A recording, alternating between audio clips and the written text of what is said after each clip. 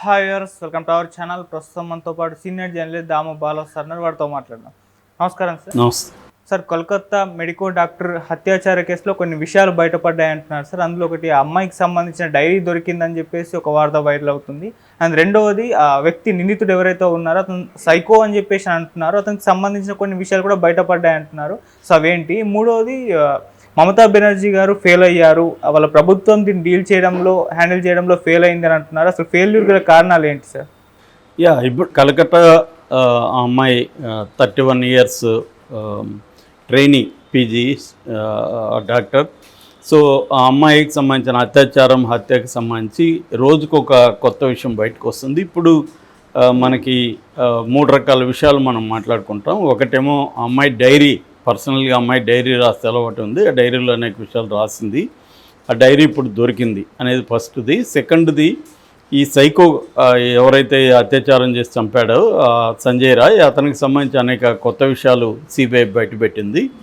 మూడవది, మమతా బెనర్జీ దాదాపు 10 తప్పులు చేసింది ఈ విషయంలో అని ఇప్పుడు నేషనల్ మీడియాలో వార్తలు వస్తున్నాయి. ఈ 3 విషయాలు మనం మాట్లాడుకుందాం. ఫస్ట్ది డైరీ మా అమ్మాయి డైరీ రాసిందని, ఆ డైరీ దొరికిందని, ఆ డైరీలో అనేక విషయాలు రాసిందనేది ఒక వార్త అవుతుంది. దీన్ని అఫీషియల్గా ఎవరు కూడా కన్ఫామ్ చేయట్లేదు. అయితే ఆ డైరీలో ఏంటంటే అమ్మాయి కొద్ది కాలంగా డ్రగ్స్ మాఫియా నుంచి బెదిరింపులు వస్తున్నాయని, ఆ బెదిరింపులు తన డైరీలో రాసుకుందని అనేది ప్రధానంగా చెప్తున్నారు. అంటే ముందు నుంచి కూడా ఏంటంటే ఇతను ఒక్కడే చేయలేదు, ఇతన్ని బలిపశువుని చేస్తున్నారు, ఇతని వెనక ఒక డ్రగ్ మాఫియా ఉంది అక్కడ. అందులో పోలీసులు కూడా ఇన్వాల్వ్ అయినారు, హాస్పిటల్ సిబ్బంది కూడా ఇన్వాల్వ్ అయినారు, కొంతమంది డాక్టర్లు కూడా దాంట్లో ఇన్వాల్వ్ అయినారు. ఎందుకంటే వాళ్ళు కూడా డ్రగ్ అడిక్ట్స్గా మారిపోయినారు. ఈ విషయాలన్నీ అమ్మాయికి తెలుసు కాబట్టి ఈ అమ్మాయి బయట పెడుతుందనే భయంతోనే ఆ అమ్మాయిని వాళ్ళు ఇంత దారుణంగా చంపారు అనేది ఒక వెర్షన్. సో ఆ డైరీ ఇప్పుడు దొరికిందని, అందులో పేర్లు కూడా ఉన్నాయని అంటున్నారు. అవి కానీ అయితే ఆ డైరీ ఎవరికి దొరకాలి? పోలీసులకో లేకపోతే సిబిఐ వాళ్ళకో దొరకాలి. ఇప్పుడు ప్రైవేటు వ్యక్తులకు దొరికి అదేమన్నా లీక్ చేస్తే అప్పుడు ఇబ్బందులు వస్తాయి. ఎందుకంటే ముందే పేర్లు బయటకు వచ్చేస్తే అలర్ట్ అయిపోతారు. కాబట్టి సిబిఐ విషయంలో ఇదిగా ఉంది. అందుకని సిబిఐ ఆ డైరీని తను తీసుకునే ఆలోచనలో ఉందని చెప్తున్నారు. ఇవన్నీ కూడా కన్ఫామ్ కాని రిపోర్ట్లు. ఎందుకంటే ఒకటి ఇలాంటి జరిగినప్పుడు దాని చుట్టూ అనేక కాన్స్పిరసీ థియరీలు కూడా ఎవాల్వ్ అవుతాయి. తొందరగా కల్ప్రిట్ని వాళ్ళు పట్టుకొని కేసుని ఒక కొలిక్కి రాకపోతే అనేక డౌట్లు, అనేక వ్యవహారాలు వస్తాయి. సో అది డైరీకి సంబంధించి. ఇక రెండవది, ఈ సంజయ్ రాయ్ అనే ఇతను ఒక సైకో అని చెప్పాలి. ఇతను ఒక సివిక్ వాలంటీరు, అంటే పోలీసులతో కలిసి పనిచేస్తాడు. ఇలాంటి ఒక వ్యవస్థ వెస్ట్ బెంగాల్లో ఉందన్నమాట. ఈ సివిల్ వాలంటీర్లు అనే వాళ్ళు పనిచేస్తుంటారు. సో ఇతను ఆల్రెడీ మనం చెప్పుకున్నాం, ఇతను గతంలో భార్య ప్రెగ్నెంట్గా ఉన్నప్పుడు కొట్టడంతో ఆమె అబార్షన్ అయిపోయింది. అప్పటి నుంచి ఇతని మీద కేసులు పెట్టింది. 2 ఏళ్ళ నుంచి వీళ్ళు దూరంగా ఉంటున్నారు అనే విషయం వాళ్ళ అత్త చెప్పింది. మూడవది, అతను ఆ రోజు 2 సార్లు ఈ వ్యభిచార గృహానికి, అంటే ఈ సెక్స్ వర్కర్స్ దగ్గరికి వెళ్ళాడు. తన ఫ్రెండ్ వెళ్ళారు. అర్ధరాత్రి టైంలో ఇద్దరు వెళ్ళాడు. తను బయట ఉంటే ఫ్రెండ్ మాత్రం లోపలికి వెళ్ళి వచ్చాడు. దాని తర్వాత ఇంకొకసారి కూడా వెళ్ళారు. ఆ మధ్యలో ఇతను తాగేసి దారిలో వెళ్తున్న ఒక మహిళను కూడా ఇతను వేధించాడు. ఆమె నగ్న ఫోటోలు తనకి కావాలని చెప్పి ఆమెను వేధించాడు అనేది కూడా ఒకటి బయటకు వచ్చింది. ఓకే. దాని తర్వాత ఇతను అదంతా అయిన తర్వాత, అంటే 2 సార్లు రెడ్ లైట్ ఏరియాకి వెళ్ళి దాని తర్వాత ఇక్కడికి ఈ అమ్మాయి దగ్గరకు వచ్చాడు. ఎమర్జెన్సీ దీంట్లో వాటిలో తలుపులు పగలగొట్టి ఈ సెమినార్ హాల్లోకి వెళ్ళాడు. అంటే ఆ అమ్మాయి ముందు నుంచే అమ్మాయి మీద తనకు కన్నుంది, స్టడీ చేశాడు. ఈ అమ్మాయి లైఫ్ స్టైల్ ఏంటి, రొటీన్ ఏంటి, ఇవన్నీ చేశాడనేది చెప్తున్నారు. నాలుగవది, ఇతన్ని సిబిఐ సైకో అనాలిసిస్ చేసింది. అంటే సైకలాజికల్ ప్రొఫైలింగ్ చేస్తారు. ఇట్లాంటి రేర్ కేసుల్లో క్రిమినల్స్ని సైకలాజికల్ ప్రొఫైలింగ్ అంటారు. దానివల్ల క్రిమినల్ మైండ్ సెట్ ఏంటి, తన మైండ్లో ఎలాంటి ఆలోచనలు ఉన్నాయి అనేది ఉంటుందన్నమాట. అలాగే సిబిఐ కూడా సైకలాజికల్ ప్రొఫైలింగ్ చేయడం కోసం ఇతన్ని సైకో అనాలిసిస్ చేశారు అని చెప్తున్నారు. ఆ సైకో అనాలిసిస్లో ఇతను దిగ్భ్రాంతికరమైన విషయాలు బయటకు వచ్చాయి. ఎందుకంటే అతనికి నార్మల్ పోర్ను అనేది కాకుండా అబ్నార్మల్ పోర్ను, అంటే వ్యక్తుల్ని బాధ పెట్టి వాళ్ళతో లైంగికంగా ఇది చేసే కైండ్ ఆఫ్ రేర్గా ఉంటాయి అట్లాంటి పోర్నులు. అట్లాంటి పోర్నునే ఎక్కువ ఇతను చూసేవాడు.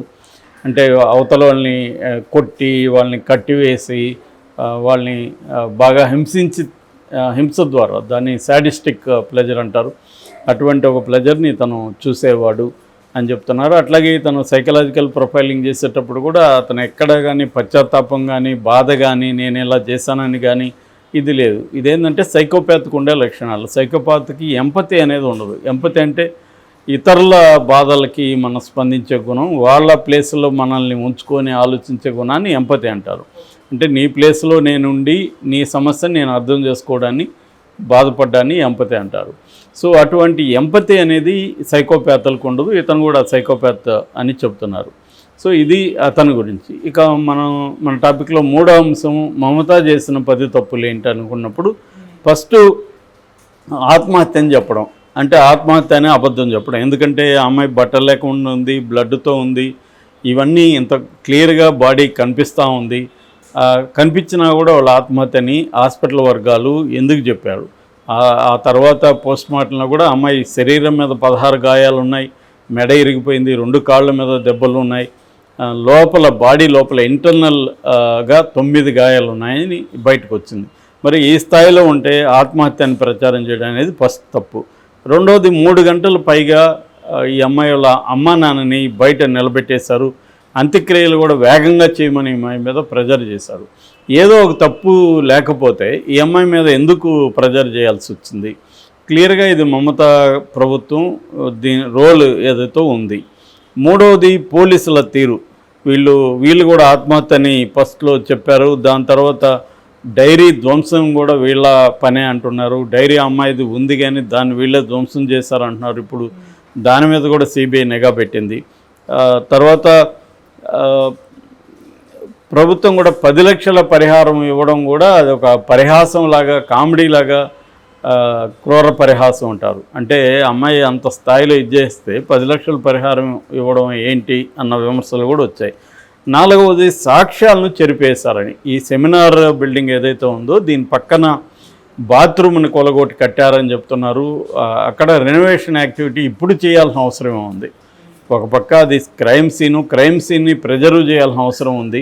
దాని బదులు వీళ్ళు సాక్ష్యాలని చెరిపేశారని చెప్తున్నారు. ఇక 5వది ఈ నెల 14వ తేదీ అల్లరి మూకలు దాడి చేసి దాదాపు 40 నిమిషాలు మొత్తంగా క్రైమ్ సీన్ ఆ ఏరియాలంతా కూడా విధ్వంసం చేశారు. ఇది అల్లరి మూకల పని కాదు, ఇది టీఎంసీ తృణమూల్ కాంగ్రెస్ గూండాలే చేశారు. అక్కడ క్రైమ్ సీన్ని డిస్టర్బ్ చేసేసి సాక్ష్యాలను చెరపడానికే ఈ పని చేశారనే విమర్శలు కూడా ఉన్నాయి. ఎందుకంటే వాళ్ళని అడ్డుకోవడంలో పోలీసులు ఎందుకు ఫెయిల్ అయ్యారు? క్రైమ్ సీన్ అనేది పోలీసుల కస్టడీలో ఉండాలి, అక్కడికి ఎవరిని రానియకుండా చూసుకోవాలి. అలాంటప్పుడు వీళ్ళు ఈ స్థాయిలో వెళ్ళారంటే ఇది క్లియర్గా ప్రభుత్వం ప్లానింగ్గా చేసింది అనేది విమర్శ. ఇక 6వది ప్రిన్సిపాల్ సందీప్ని కాపాడడానికి మమతా ప్రభుత్వం చాలా సీరియస్గా ట్రై చేసింది. ప్రిన్సిపాల్ సందీప్ ఘోష్ బిగినింగ్లో ఈ అమ్మాయికి విక్టిమ్కి వ్యతిరేకంగా మాట్లాడాడు. దాని తర్వాత అతన్ని ఒత్తిడి వల్ల రిజైన్ చేశాడు. రిజైన్ చేసిన తర్వాత ఇమ్మీడియట్గా ఇతన్ని కలకత్తా నేషనల్ మెడికల్ కాలేజ్కి ప్రిన్సిపాల్ చేశారు. అంత అర్జెంటుగా ఇతన్ని తీసుకెళ్ళి మళ్ళీ ఆ కాలేజ్కి, అది ఏంటంటే ఒక ప్రెస్టీజియస్ కాలేజ్, దానికి ప్రిన్సిపాల్ చేయడం ఏంటి? ఇతను రిజైన్ చేసినప్పుడు ఇతని మీద ఎంక్వైరీ జరగాలి, ఇతని రోల్ ఏంటో తెలియాలి. ఇవేవి తెలియకుండానే మమతా ప్రభుత్వం ఇమీడియట్గా ఇతను తీసుకెళ్ళి ఈ నేషనల్ కాలేజ్ మెడికల్ కాలేజ్కి ప్రిన్సిపాల్ చేశారు. దీని మీద కూడా తీవ్ర విమర్శలు వచ్చాయి. ఇక 7వది నిరసనకారుల మీద ఉక్కుపాదం ఉన్నప్పుడు దాదాపు 89 మందికి నోటీసులు ఇష్యూ చేశారు. వాళ్ళని నిరసన చేయనీయకుండా ప్రెజర్ చేశారు. సో అది 7వ తప్పు. 8వది అక్కడ మోహన్ బగాన్ అండ్ ఈస్ట్ బెంగాల్లో డెర్బీ ఫుట్బాల్ మ్యాచ్ ఉంది, దాన్ని బ్యాన్ చేసింది గవర్నమెంట్. ఎందుకు బ్యాన్ చేయాల్సి వచ్చిందంటే దానికి వచ్చే ప్రజలు ఈ ఇష్యూని తీసుకొని వాళ్ళు ఆందోళన చేస్తారేమని భయపడి దాన్ని చేసింది అంటున్నారు. అది కూడా సెల్ఫ్ గోల్ అని చెప్తున్నారు మమతాది.